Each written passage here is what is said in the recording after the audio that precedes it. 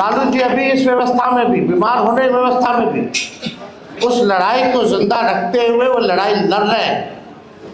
और आप सब लोगों से हम इतना ही कहेंगे, जब कर्पूरी जी नहीं झुके, लालू जी नहीं झुके, तो तेजस्वी भी झुके नहीं, ऐसा काम नहीं।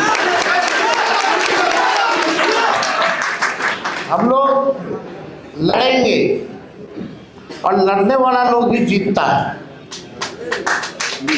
कोई लेवल प्लेइंग फील्ड चुनाव में था क्या?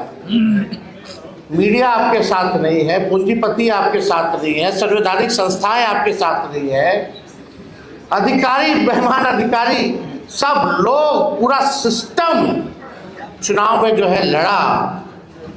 लेकिन हमें फक्र है कि भाई इतना सिस्टम लड़ने के बावजूद भी 1,90,00,000 वोट जो है हम लोगों को मिला है। तो 1,90,00,000 वोट, और छोड़ दीजिए 60% बिहार की जनता जो है इस सरकार के खिलाफ मतदान किया।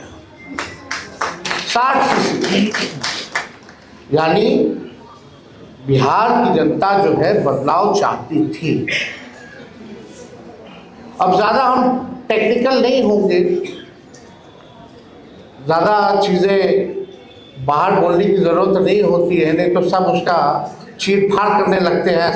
विद्वान लोग आ गए हैं, पत्रकार अपने अपने हिसाब से लोग देखते हैं, सच्चाई को नहीं देखते। जो प्रोपेगेंडा जो है वो फैलाने में लोग लगा रहता है। और इसमें बाहर के लोग तो करते ही हैं, कुछ लोग अपने पार्टी के भीतर भी लोग हैं, वो छुपी बात नहीं है।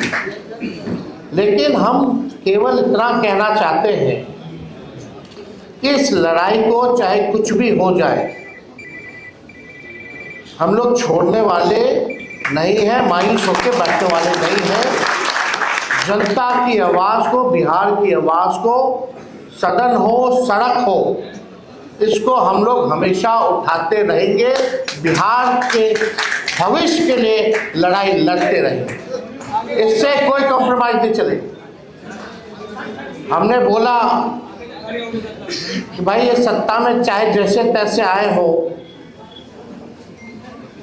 लेकिन 100 दिन सरकार बनने से लेकर 100 दिन तक हम इस सरकार को कुछ नहीं बोले। अब हम लोग चाहेंगे कि बाकी का 1,90,000 रुपया भी माताएं बहनों को जल्द से जल्द दे दिया जाए। 1 करोड़ जो नौकरी की जो बात की गई थी, वो 1 करोड़ नौकरी भी लोगों को दी जाए। हर जिला में कारखाने और फैक्ट्री लगाने की बात की गई, उसको भी जल्द से जल्द जो है लगवा दिया जाए। जो उन लोगों ने घोषणा पत्र केवल 38 सेकंड में खत्म कर दिया था, कम से कम उम्मीद है कि उस घोषणा पत्र को आप जमीनी स्तर पर लागू करेंगे। हम लोगों ने मुद्दे की बात की, पढ़ाई, दवाई, कमाई, सिंचाई, सुनवाई, कार्रवाई की बात की,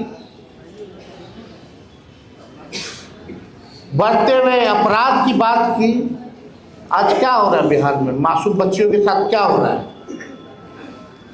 और आजकल ऐसा भाजपा का नेता लोग है, समझ में नहीं आता।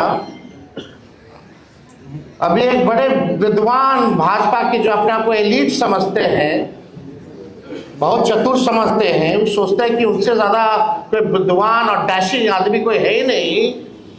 उनका बयान आया कि तेजस्वी बाहर थे तो अपराध कम था, अब आ गए हैं तो ज़्यादा हो गया।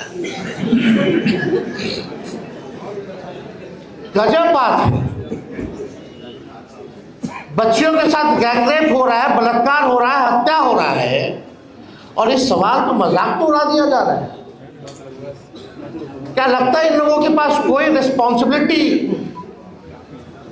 या कोई जिम्मेदारी बनती है? निफिकर है। इनको ये भी पता है कि तेजस्वी अपराधी है तो भाई जेल में बंद करो ना। अगर मेरे ना रहने पे भी तुमको तकलीफ थी, रहने पे भी तकलीफ है, चुप्पी साधे हुए तब भी तकलीफ है, बोलते हैं तब भी तकलीफ है। पूरा चुनाव हो गया, बिहार में जश्न नहीं मना केवल भाजपा कार्यालय और जदयू कार्यालय में केवल मना, पूरे बिहार में नहीं बना। चर्चा चुनाव के बाद तेजस्वी की हारने की हो रही है, ना कि इनकी जीतने की हो रही है।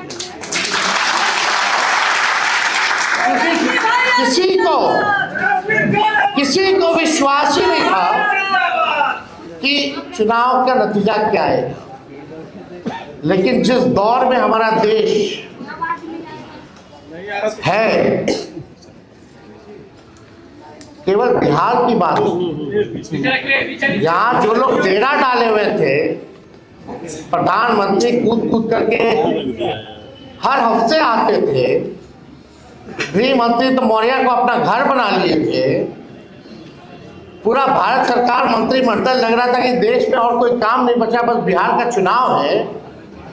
आज कहाँ है मोदी जी जो आप कहते थे 56 इंच, कौन से गाना गा रहे थे? आज क्या हालत है बिहार का? कौन लोग है भाई? एक ट्वीट भी किया जो बच्ची के साथ बलात्कार हुआ? हर जगह। कौन ऐसा दिन नहीं है बिहार में जहां 200 राउंड गोलियां ना चलती हो, अपहरण ना होता हो, मर्डर ना होता।